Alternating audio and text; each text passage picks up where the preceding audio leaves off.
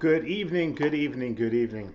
And thank you so much for joining us for the Living Legacy Pilgrimages event tonight on Wharlest Jackson's story.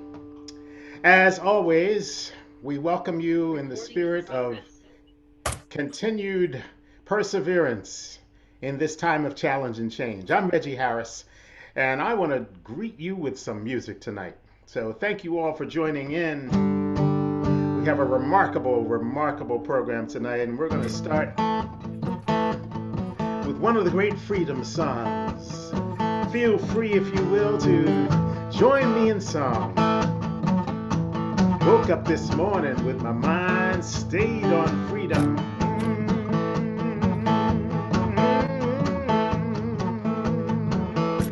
Well, I woke up this morning with my mind. Well, I stayed on freedom. Woke up this morning with my mind. Stayed on freedom. I woke up this morning with my mind. Well, it was a stayed on freedom. Hallelujah, hallelujah, hallelujah. Sing again. I said I woke up this morning with my mind. I stayed on freedom. Woke up this morning with my mind. Stayed on freedom. I woke up this morning with my mind. Well, it was a stayed on freedom. Hallelujah, hallelujah, hallelujah. Well, I'm singing and praying with my mind. Singing, say, stayed on freedom. Singing and praying with my mind. Stayed on freedom. Singing and praying with my mind. Well, it was a stayed on freedom. Hallelujah, hallelujah, hallelujah. Well, we gotta walk, we gotta walk, we gotta walk right on freedom. Walk, we gotta walk right on freedom.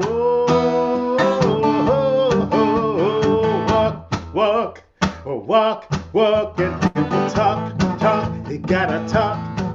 We gotta talk right on freedom. Talk. We gotta talk right on freedom. Talk. Well, now I woke up this morning with my mind. Oh, it was a stayed on freedom. I woke up this morning with my mind. Stayed on freedom. I woke up this morning with my mind. Well, it was a stayed on freedom. Hallelujah, hallelujah, hallelujah, hallelujah, hallelujah, hallelujah, hallelujah, hallelujah.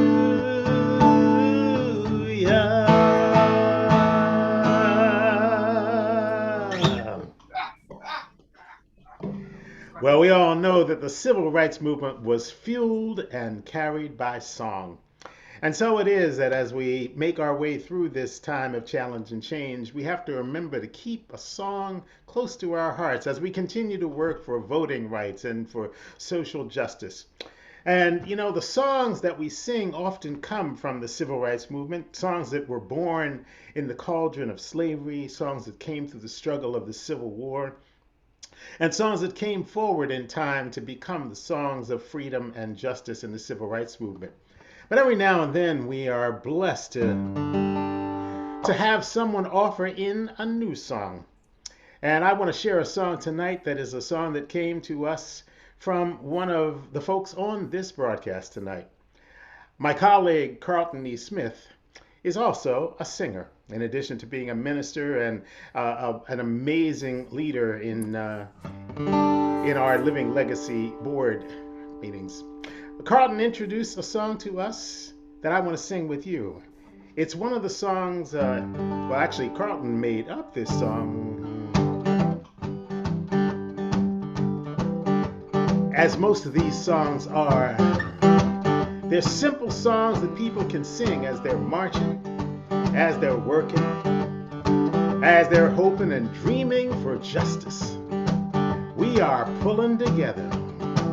Well, we are pulling together. We are pulling together. We are pulling together. Oh, yes, we are. Sing it, say, we are pulling together. We are pulling together. We are pulling together. Oh, yes, we are working. We are working together. We are working together. We are working together. Oh, yes, we are. Sing and say, we are dreaming together. We are dreaming together. We are dreaming together. Oh, yes, we are. Well, this little light of mine, I'm gonna let it shine. This little light of mine, well, I'm gonna let it shine. This little light of mine, well, I'm gonna let it shine. Let it shine, let it shine, let it shine. Oh, everywhere I go, I'm gonna let it shine. Well, everywhere I go, I'm gonna let it shine. Well, everywhere I go, I'm gonna let it shine. Let it shine, let it shine, let it shine. Sing it one time with me. Say it now. We are pulling together. We are working together. We are dreaming together. Oh, yes, we are. Oh, yes, we are. Hey, oh, yes, we are.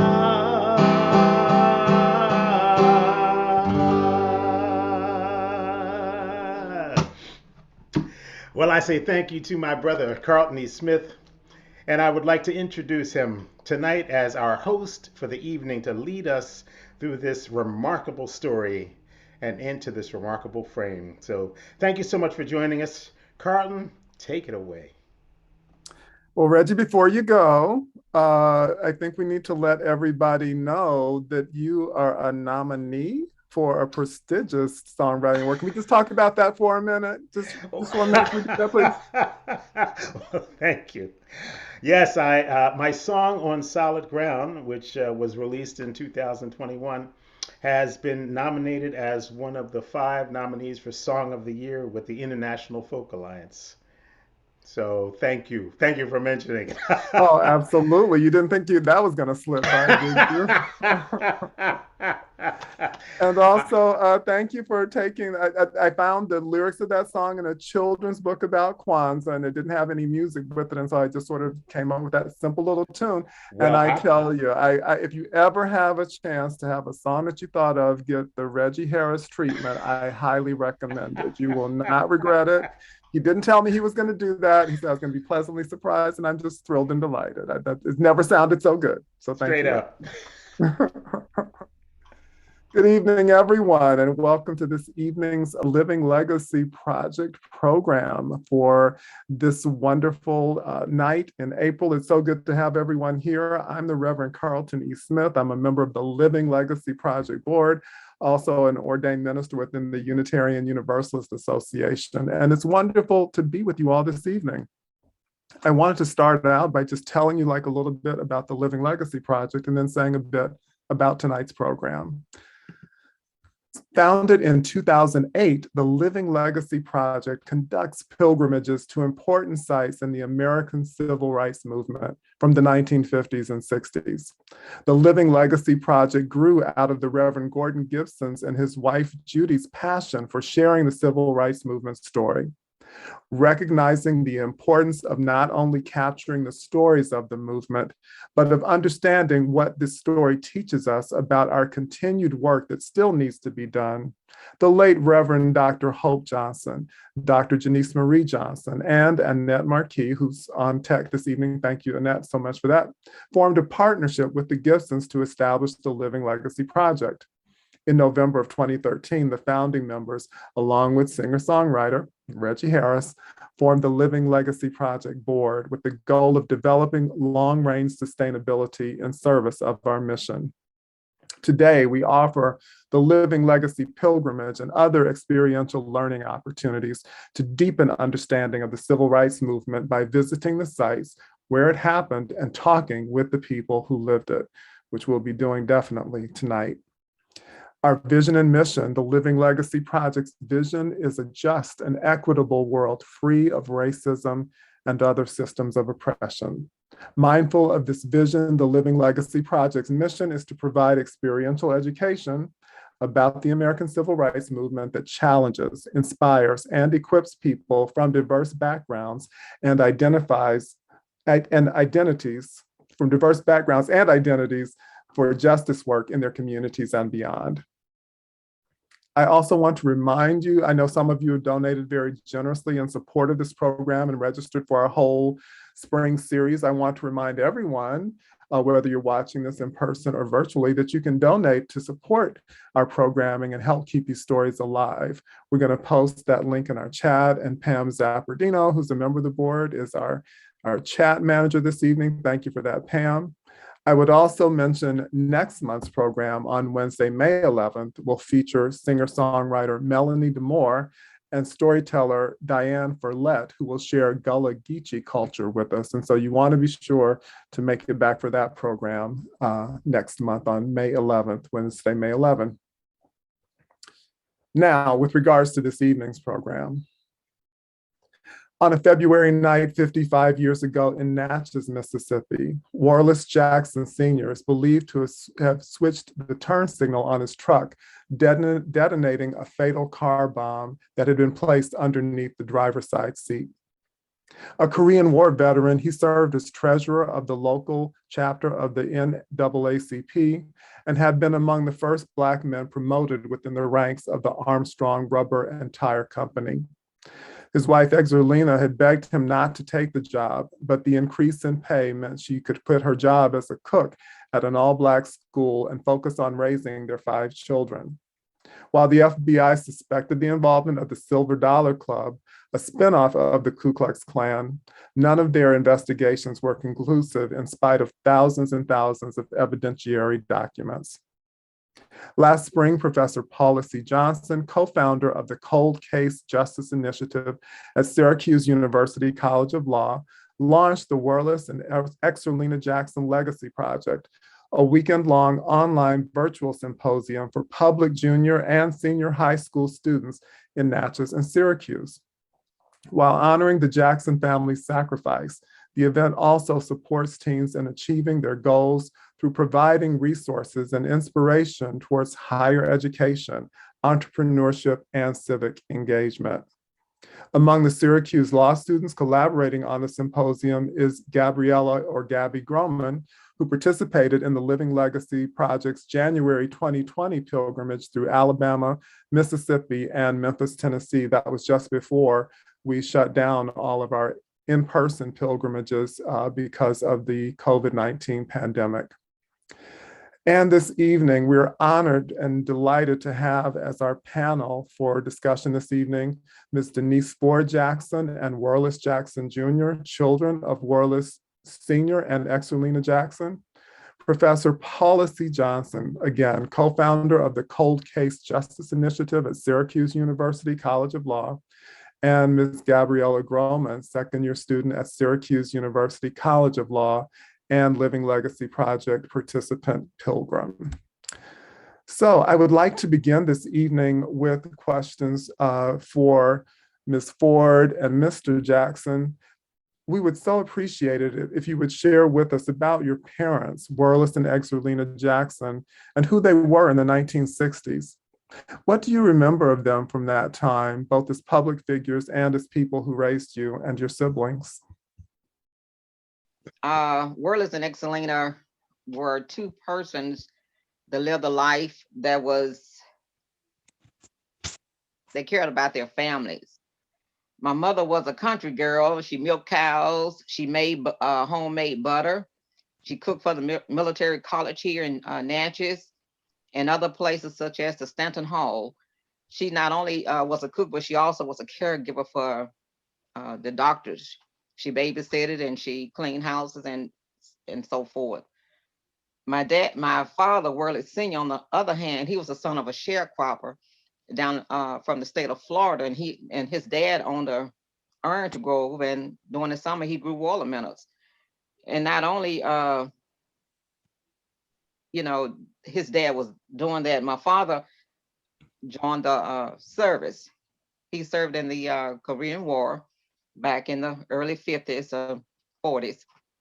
And after meeting my mother in Chicago, he said, I didn't want to go. He told her that he didn't want to go back to Florida. He wanted to come to Natchez. And so that's what they did. They married and she brought him back to Natchez. He held several jobs. Once he came to Natchez, he held several jobs holding pulpwood. Then he got a job at the Wholesome Bakery where they made bread and cinnamon rolls and honey buns. And then then he cut hair on the weekend to try to keep my funds into the home. After doing that for several months and years, he decided, and my mother started having children, he decided that he needed a much better paying job. And some of my mother's friends and the husbands helped him get the job at Armstrong back in the early 60s. So that's how I remember him. Hmm. And Mr. Jackson, how about you? I remember my mother and father as some very loving parents that love life, love liberty, love their children, love their relatives, Christians, God loving, people love them. Love was just in the air all the time, and trying to make a better world, a better community here in the city of Natchez for a lot of people that didn't have the right to vote, didn't have the right to hold office and hold certain positions in this town, and seeing the need for change. And they took a stand against injustice, against their right to life, liberty, and the pursuit of happiness, which was given to them under the Constitution of the United States, and said, U.S. citizens. But there was people that didn't want them to have those rights and liberty, even though slavery had ended, and they came about with a system called Jim Crow, and that was designed to hold people back. And there was a saying that I learned from my family back in the day: you can't hold me into a ditch, unless you stay there with me and mingle a while. You see what I'm saying? You got to be there with me to hold me in the ditch, because if you come out of the ditch, we coming out too. You know what I mean? My parents taught us to persevere. Mm-hmm. And thank God that He has allowed my sister and I to be living testimonies of what His grace and glory can bring you through to show forth His glory and praise. Thank you so much, Brother Carter. Oh, and we thank you, Mr. Jackson. And remind us of your ages at the point that your father's life was taken. And again, just so sorry for your loss and sacrifice of your family. But our country is better because of it. But what were your ages when he died? When my father passed, I was at the age of 8. I was born March 30th, 1958. He was murdered in February, March. I made 9 years of age. Mm-hmm. and I was 10. And while we're on, I hope that the lights doesn't go out. We're under severe thunderstorm warnings down here in Natchez. So y'all, if the lights go out or we go off and on, that's what's happening here.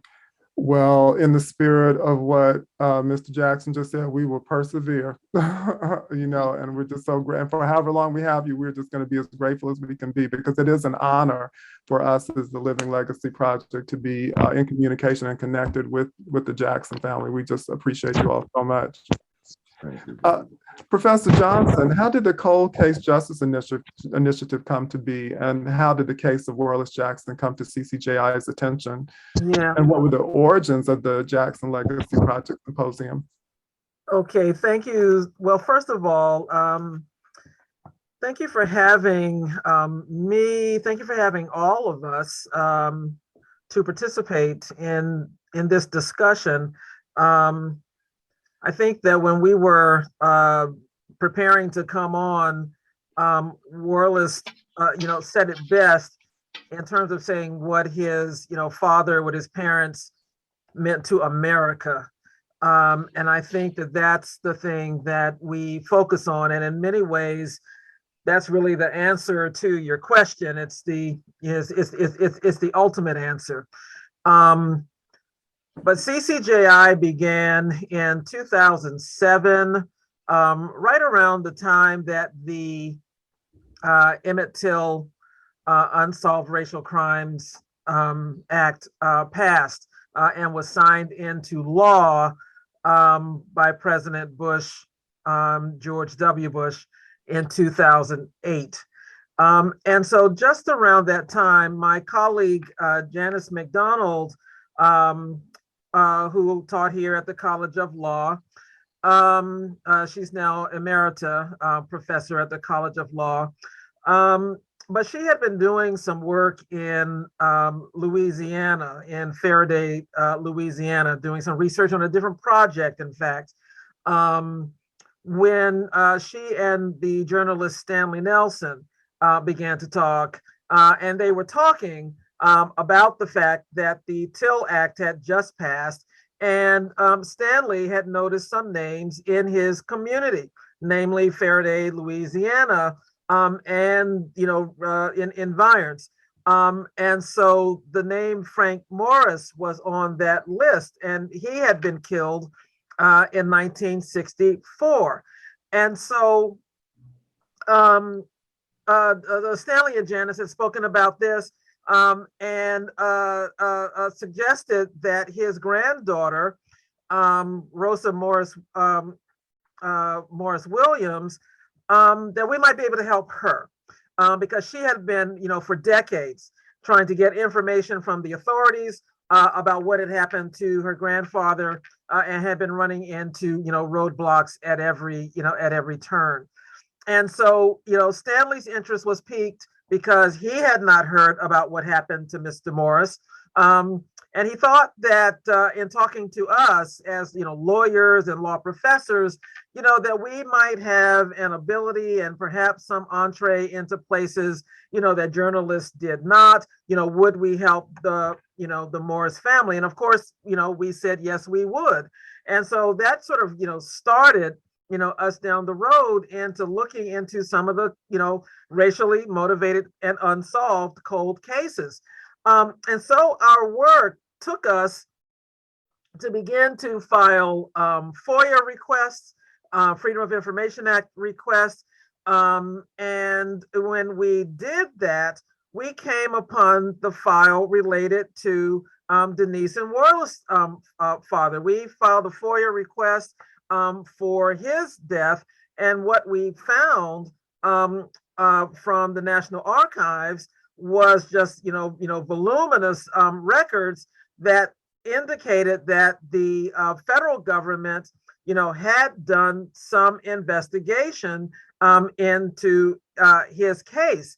But what we also learned when we met with Wharlest and Denise was that the family had not learned much of any of that information that the government had amassed.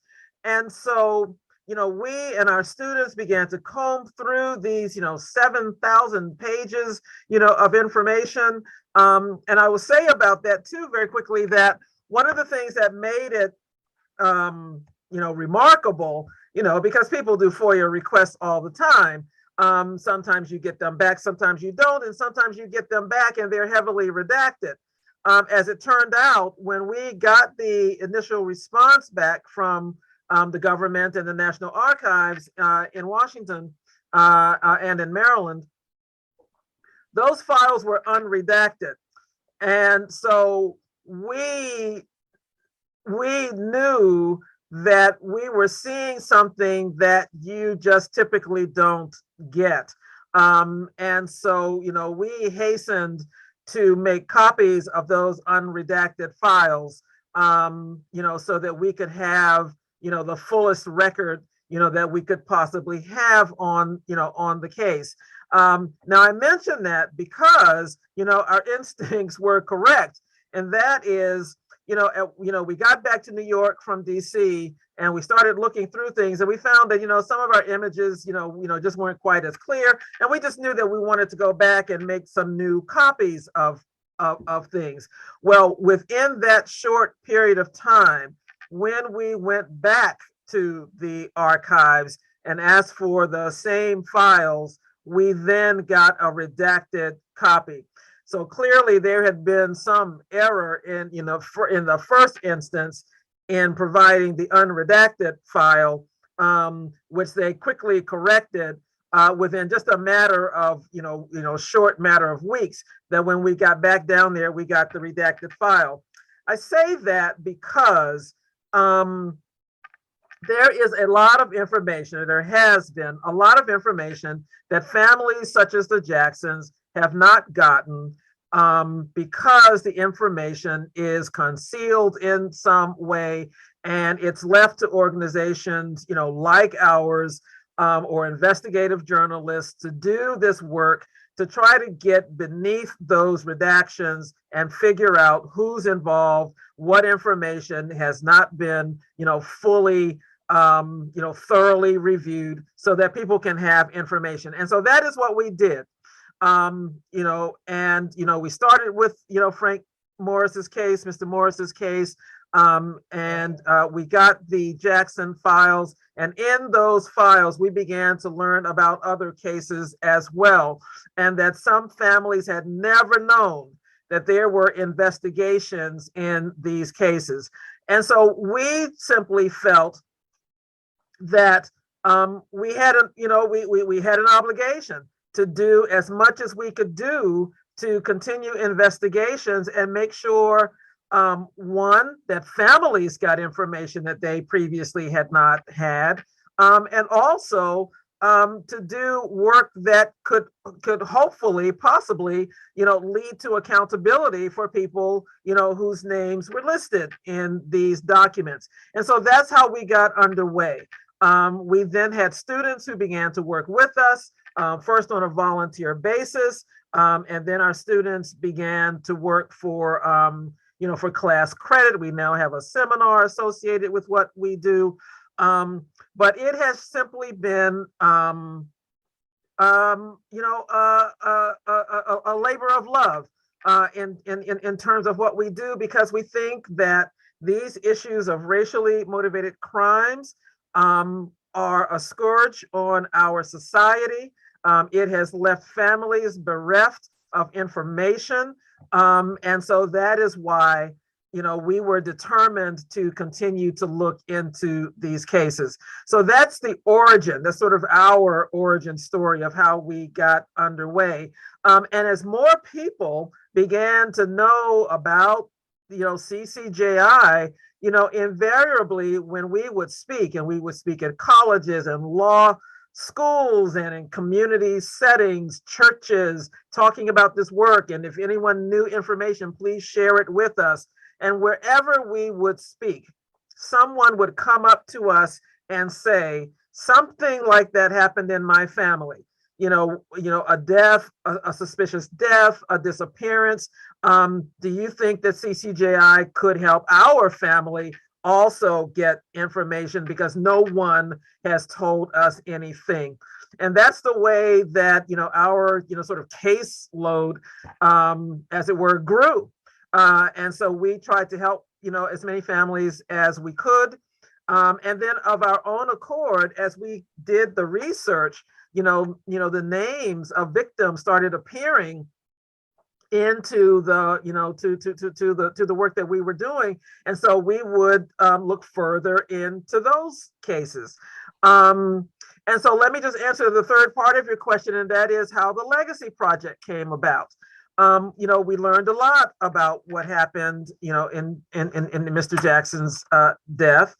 And as is the case in a number of the unsolved cases, I mean, we are talking about, in some instances, the 50s, certainly the 60s and the 70s as well, but we're talking decades.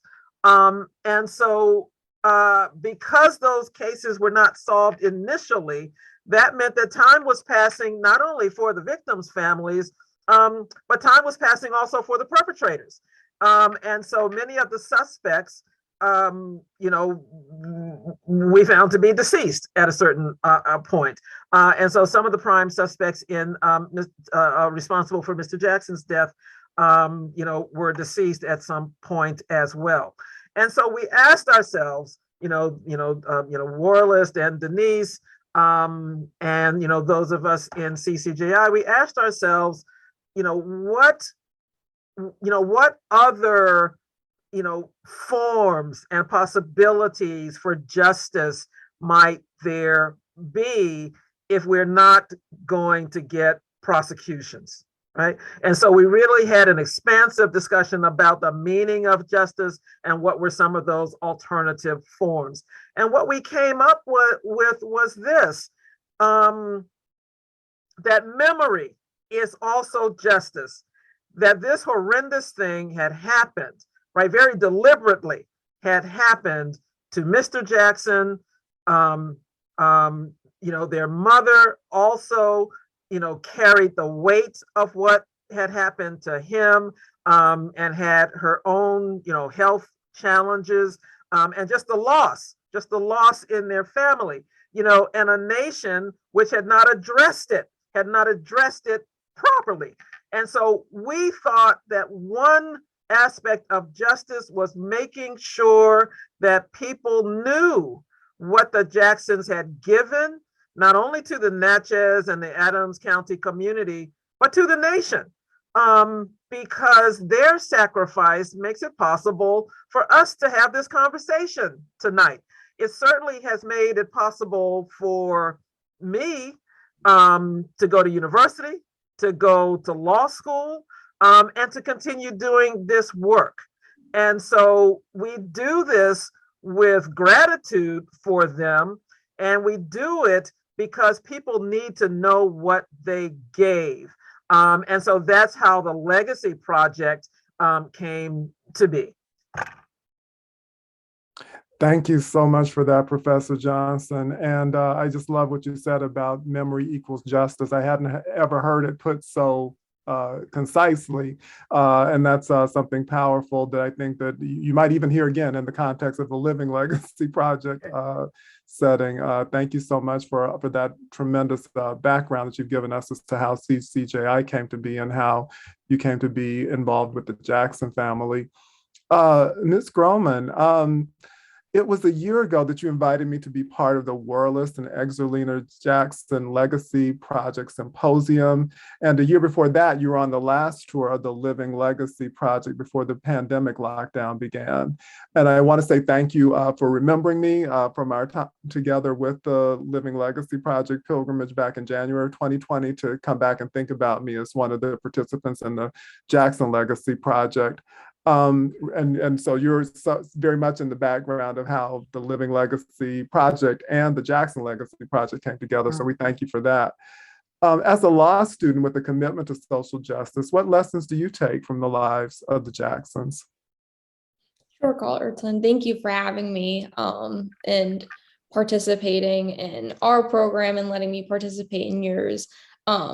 But first and foremost, I've learned from, Miss Ford and Mr. Wharlest Jr., just the importance of legacy, as Professor Johnson was just talking about, the importance of community in using our past and what happened in the past, even though it was so devastating, to mold our future into a way that will be better for other generations coming up. And that's done a lot in the law. So it's helped me as a law student to kind of understand why we focus so much on the past. You sit in class and you sit in constitutional law, and the certain cases that we study in the certain laws are no longer being used, but it's the history, it's the precedent that we look to for our future. And so that's what I've learned from the Jacksons throughout my time working with them. Thank you for that. Yes, what a powerful legacy it is. And now, Ms. Ford and Mr. Jackson, it's, as we mentioned before, it's been 55 years since your father's life was taken. And we know that there's been like this abundance of documentation. And as Professor Johnson has just said, there's seemingly there won't be any prosecutions that are going to come out of this cold case in particular. And so how has it been for your family as you have negotiated that, coming to that conclusion that there might not actually be that kind of justice, but at least there might be some kind of, or not just some kind, there is actually remembrance of your parents? Well, to me, after 55 years, and there has, let me stop a moment.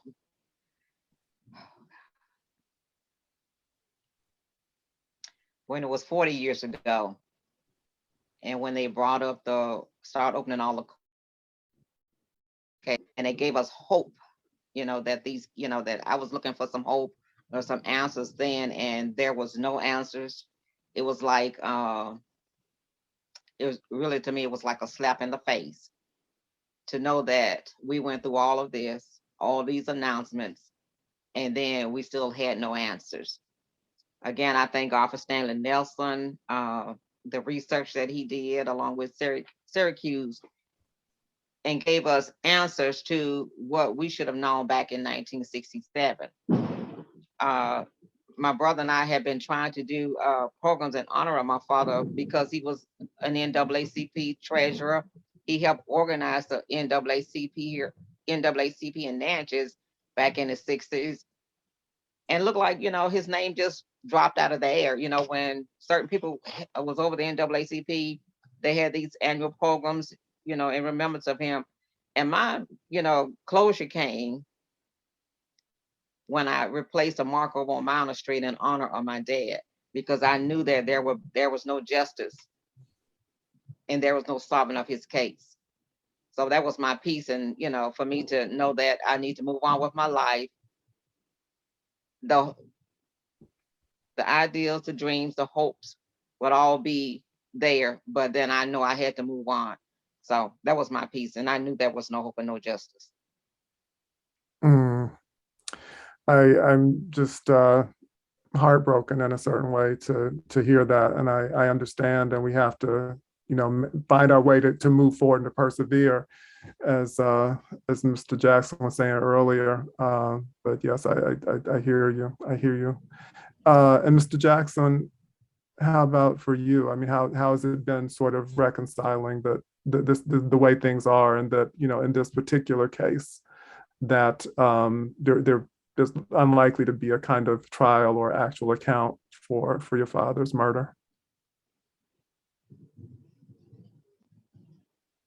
We can't hear you. Brother Carton, thank you very much again. It's been like an up and down roller coaster ride. For a great moment of time, we didn't hear anything of our father's case with any hope of anybody being brought to justice.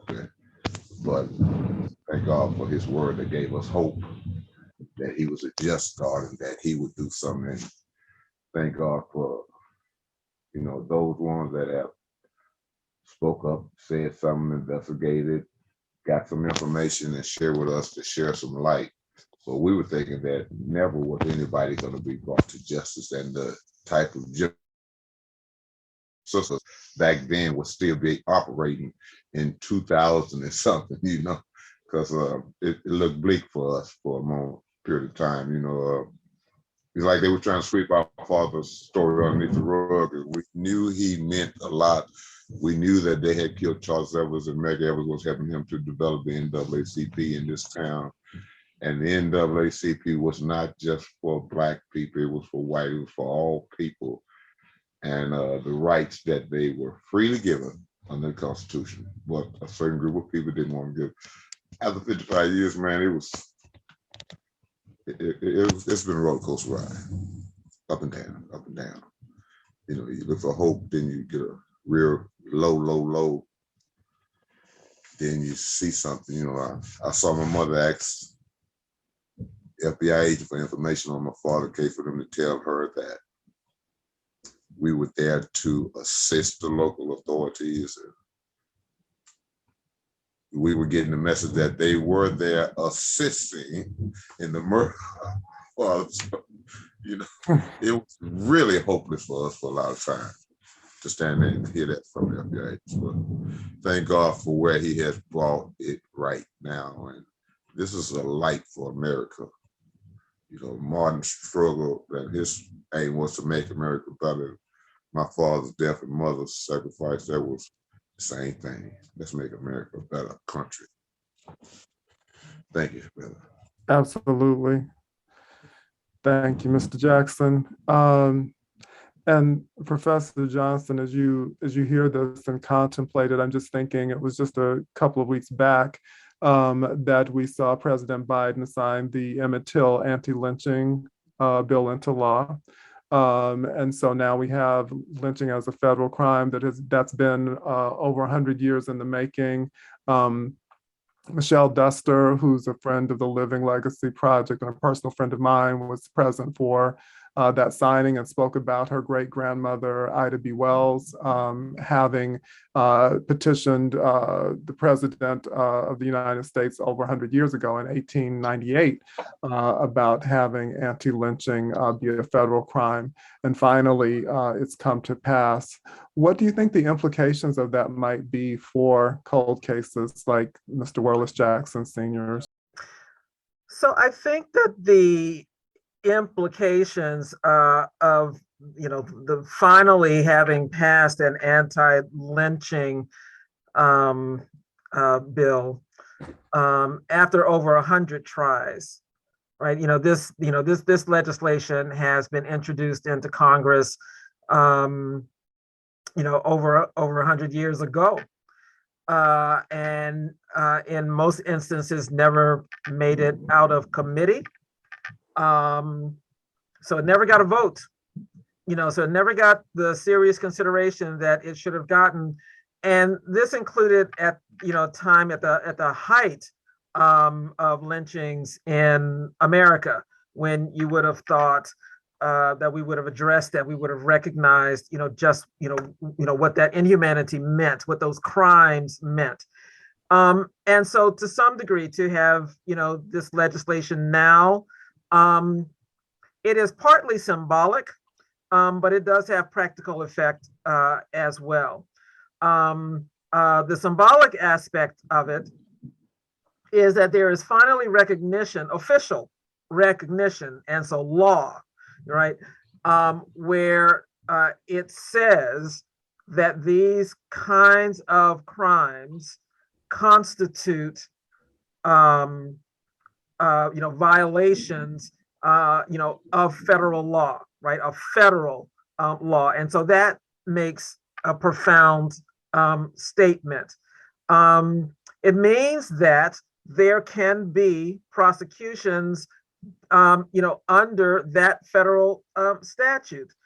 In some ways, it acts as a sentencing enhancement, because we already have laws that outlaw race, like hate crimes and that sort of thing, but this is even more specific.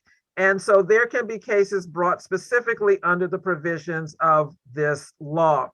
And so it says something to the country that these kinds of acts, will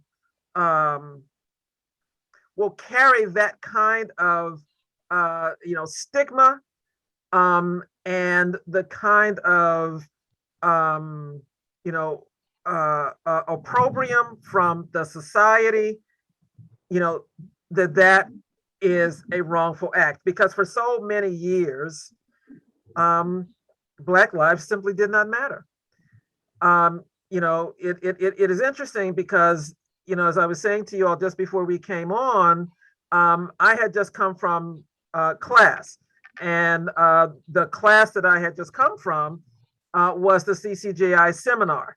And today's class was actually looking at wrongful convictions, because we see that as the flip side of the same coin, right? So for the unsolved, killings under the cold cases, right? The underpinning of those is race, right? It's race-based. No investigations, no prosecutions, no information to the families, right? And then when you look at the other side of that coin, where a disproportionate number of mostly Black and brown people are wrongly convicted of crimes, it's the same reason, right? The same thread runs through that. And that is, not investigating crimes when people have alibis. They say they were somewhere else. They nevertheless get convicted, extracting, confessions out of people. So we're looking at both of those things because they really emerge from the same source, and that is the issues of race in our society. So this Anti-Lynching Act says we must finally deal with the issue of race and how it has so infected the institutions in our society, notably the criminal justice system in all of its facets. And so I think that that is a very important statement. It will be interesting to me to see when the Attorney General, when the Department of Justice first applies that statute, in what kind of case they will use, then it will have real meaning, and it won't be just something on paper, and it will be symbolic, but it will also be real. So something that has some teeth to it. I hear you on that. Yeah, and we've certainly had no shortage of symbolic gestures in this country. So yeah, to have something that is enacted and actually has some teeth to it, I guess that's how we would put it, would be refreshing and welcome. Thank you, Professor Johnson.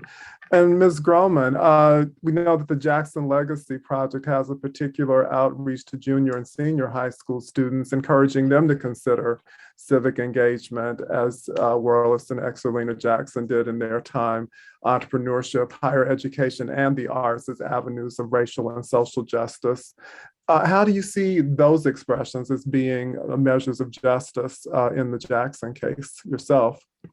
Yeah, absolutely. So as Professor Johnson has already mentioned, memory is a huge part of what we're doing in allowing students, their parents, members of the community, and across the country to hear about this story, is how a legacy in memory continues. And in terms of justice and what we are doing and what the Jacksons have had to live with, we've got a lot of questions like, why do you do this?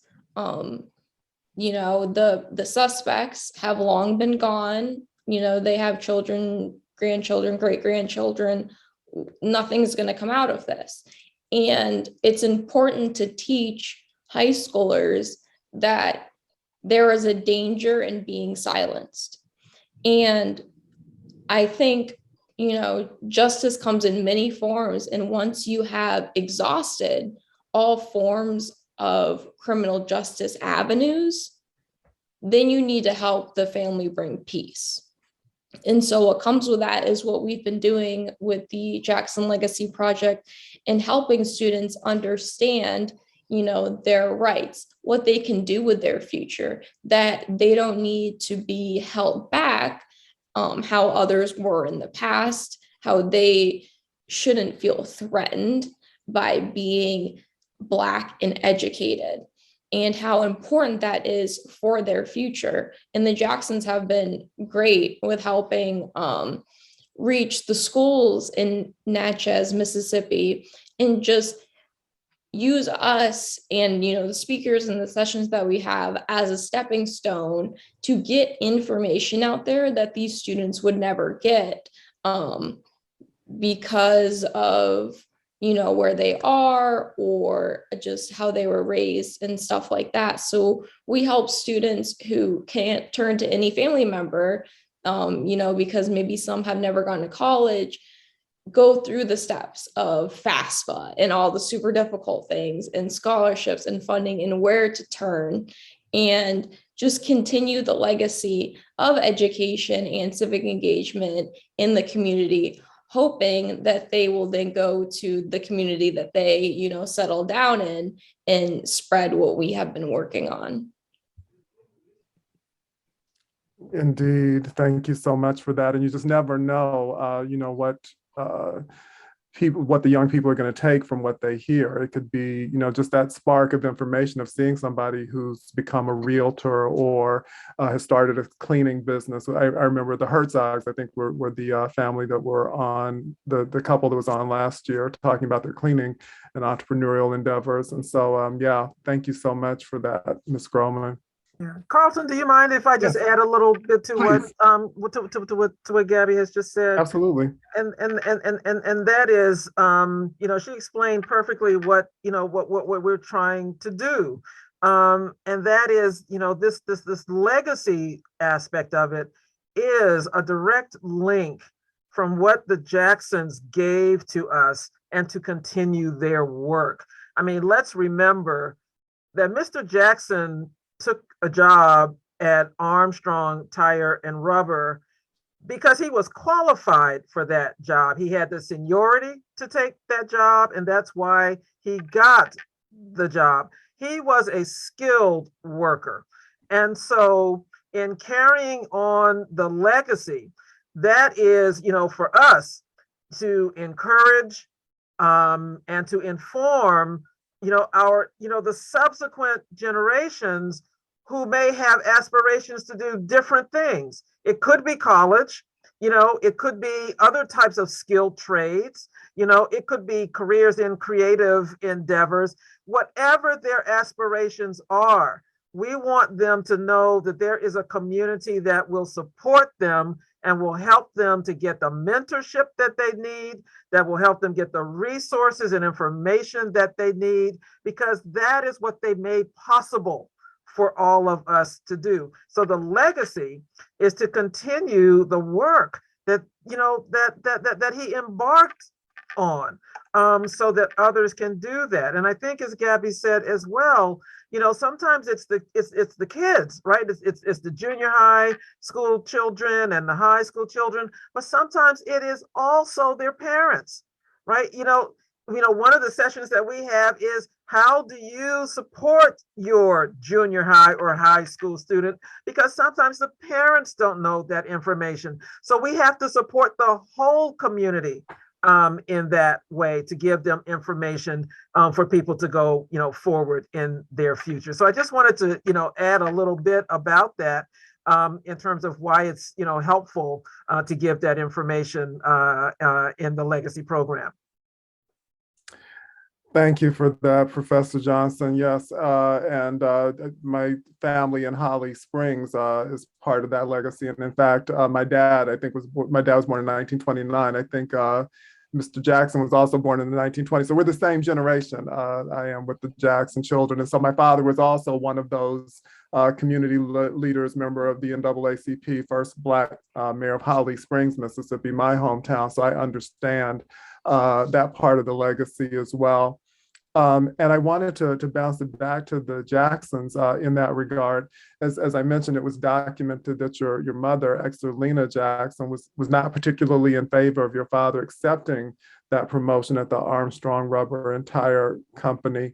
And he knew the risks that were involved in advancing to that position that no Black person had held before. What would you say your understanding is of what caused him to take that on, knowing the possible impact on the family? And how did your mom persevere after he was gone? Well, my dad, like I say, when he came to Natchez, and after trying to find a decent job, they found out there was, people here did not have a voice. And so that's why him, and along with some of the others, organized NAACP to give people a voice, give them the right to vote. Because, back then when voting time came, they did everything to stop us from voting, and it was always to the white. So when he saw all of the unfairness here in Natchez, that's, and they organized NAACP, tried to give people a right to hold positions that nobody else, they say was for white only. Blacks didn't really have positions. Even though he communicated with my mother about a lot of things over at the plant once he got in, and he decided, and that my mother had like 5 children, and she went to Parchment. She was arrested, went to Parchment. She developed an illness while in Parchment, and with her being sickly, my dad saw that he needed to start making more money to help with the family so that she could stay at home, get over her illness and just raise the family. He told her, you just stay at home and whatever, and I'm gonna take care of the family. And he was just that kind of a person. He stood up for, if I'm gonna say this, if he served in the Korean War, the war, you have to serve, protect. And that's what he did. They served and protect. So that's the way he felt like when he got here to Natchez. I need to do what I can to help these people to advance. No Blacks had no positions here in Natchez. For him to sacrifice his life so that we can hold positions that was for white only, or where whites felt that we were not capable of holding positions, supervisories, police officers, managers, supervisors, that gave them an opportunity to move forward. He knew his life was in jeopardy, but my dad was one that, I don't care. This is what I want to do. You can't tell me what not to do. And, if you would talk to some of the people that his family members in Florida, they all knew what was going on, but he stood for justice, and he stood for righteousness, and he didn't care what they said. He was going to do what he wanted to do, despite of knowing that his life was going to be taken. He knew this. And I appreciate my daddy for sacrificing his life. Absolutely. I mean, it's I sacrifice, because even with me, I worked with the school district for 40 years. I started off as an assistant, then got into the clerical field. And back in the 70s, you had white people making more than the Blacks. White folks didn't mind telling you what kind of money they made. So when we found out that the whites was making more than we were making, and we were doing the same job, same position, went down and talked to the business manager. He got, wondered why, what, what's going on. Well, if we're all doing the same job, why are they making more money than we're making? We have all of us have degrees. Some of them came out of their house, out of rocking chairs, no schooling. And you got degrees behind your name, but they were getting paid more than you. So, I've gotten in trouble because I spoke up. When I found out they were making more than I was making, I spoke up for myself. And that's how I got where I got. And I thank God for what it is. Like I say, he was a motivator. And no, I'm not going to say what I can do. I'm going to show that I can do it. Even if I didn't know how to do the job, I show them that I can do it. And that's the way he was. Yeah, that's such a beautiful testimony. Yeah, I mean, and somebody has to be the one who's the vanguard, who's on the front line in order to pave the way for everyone else to follow afterwards. So that now, people take for granted, the things that, you're talking about. And thank you for being one of those people who's living that legacy, even back to the 70s and bringing it forward. That's a beautiful testimony. Mr. Jackson, what would you say about your mom and what enabled her to be able to persevere after your dad's death, to be able to raise the children and hold the family together? My mother come from a background of strong women. Her mother was, her name was Sophie Washington, and she was over 6 feet tall, and she didn't take no mess. And what she meant, she knew it, and that's the way the family was being brought up on plantation life. And she had experienced hunger and living in bad conditions, and she wanted better. My father wanted better, and they strived for better. But it's sad that there were people that didn't want them to do better as a race. They wanted to hold them back. But my father and my mother, they won't take no. You can't just tell them no, or you just can't put a jacket on them and they not make you out a lie. You can't, you can't just say somebody pissing down your back and telling you it's raining. They don't go for that. They like, I know what's going on, and they had an insight that normal people didn't have because they had a close walk with their creator. My father knew that job was going to cost him. I'm sure he had no idea that he would be named with the Martin Luther Kings and other great people that tried to make this country great, but God knew. God had put something within him, and he put something within my mother. I believe that they pushed each other to have courage and to stand up against ungodly people in this world that supposed to love their neighbor and treat them as an equal, but they saw just the opposite, and they began to choose and stand on a sure foundation that the other people weren't standing on. And when you standing on a rock, your house ain't gonna fall, it's gonna stand. And they started building on that rock, and they didn't care if the gates of hell prevented you. That's a beautiful testimony. Thank you, Mr. Jackson. Yeah, and just the importance of faith and that commitment to justice as well. Thank you so much for that. Our time is winding down. I just wanted to get two more questions. I got one for Professor Johnson, one for Ms. Groman.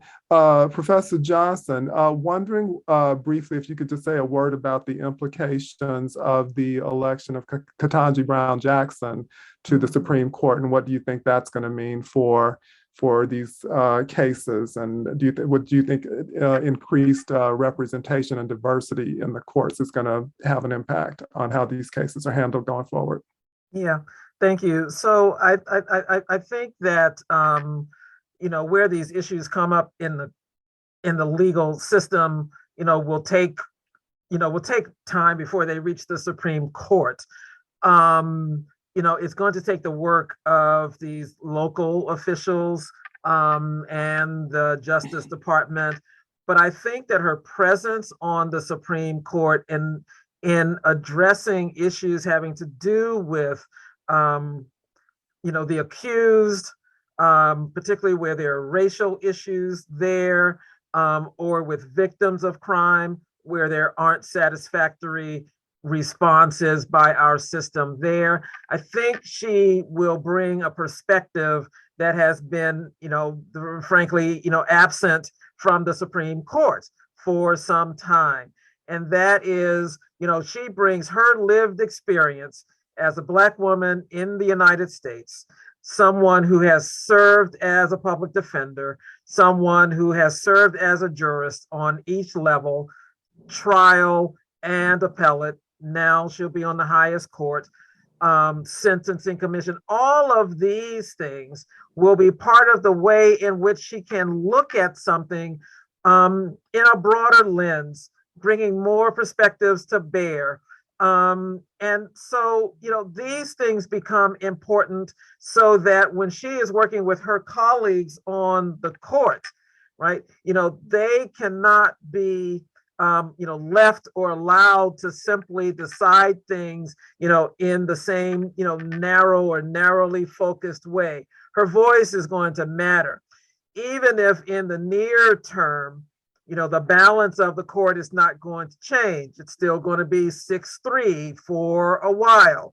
But that is not to say that she will not have influence on the decision making that happens in the court. And I think undeniable, voice, and so undeniable influence, in the ways in which they begin to see things that they may not have seen before, and start to hear voices and perspectives that they had not been concerned about having to pay attention to before. I think those things, we will begin to see. They will be subtle, and they will be profound. And so we await, just how those changes are going to manifest while she's on the court.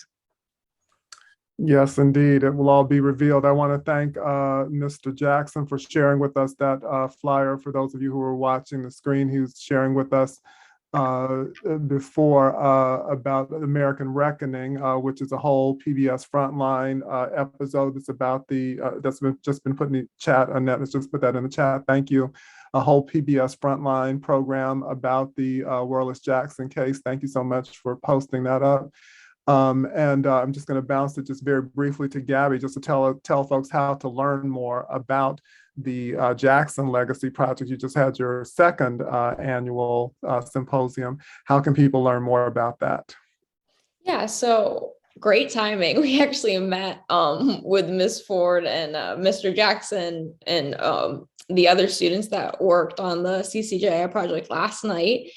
We talked about how it went this year, changes that we could possibly make next year. And we start very early rolling out that program. We start August, September, so that students can know about it. And it's always in the spring. So we try to have it after their spring break and before Easter. So end of March, beginning of April.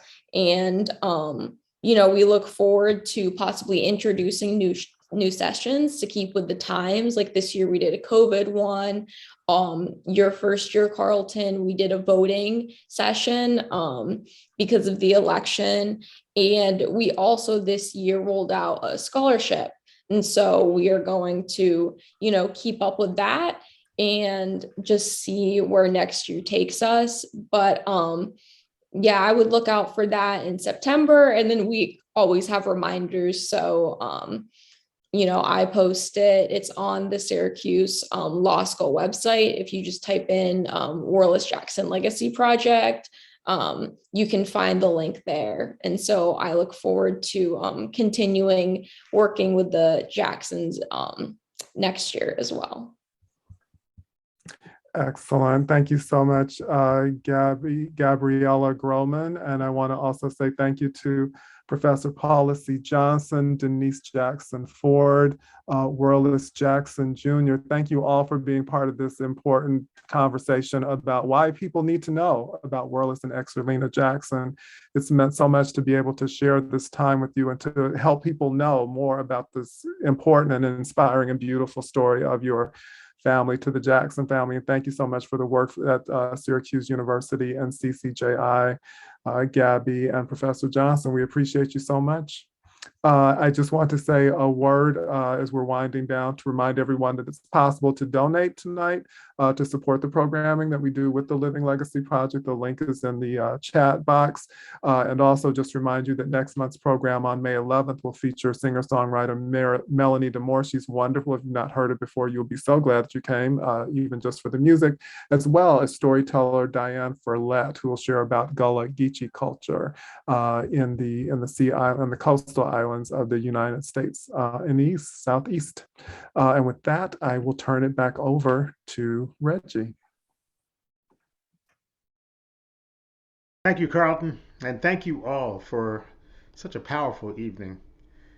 What an astonishing, amazing story, part of the legacy of of our nation's history as we continue to work to clean up this devastating history of hatred and oppression. I'm going to leave you with a song, Ain't Gonna Let Nobody Turn Me Around. We heard the words perseverance several times tonight, and this is one of the songs that comes from that spirit of dogged perseverance, as we know that working together we can make change. It may take a long time, but change is gonna come. Sing with me, and I invite you again to join us in the room to give questions, and the link is there in the chat room. Sing with me. Ain't gonna let nobody turn me round, turn me round, turn me round. Ain't gonna let nobody turn me round. I'm gonna keep on walking, keep on talking, marching up to freedom land. Ain't gonna let hate and ignorance turn me round, turn me round, turn me round. Ain't gonna let hate and ignorance turn me round. I'm gonna keep on walking, keep on talking, marching up to freedom land. Ain't gonna let injustice turn me round, turn me round, turn me round. Ain't gonna let injustice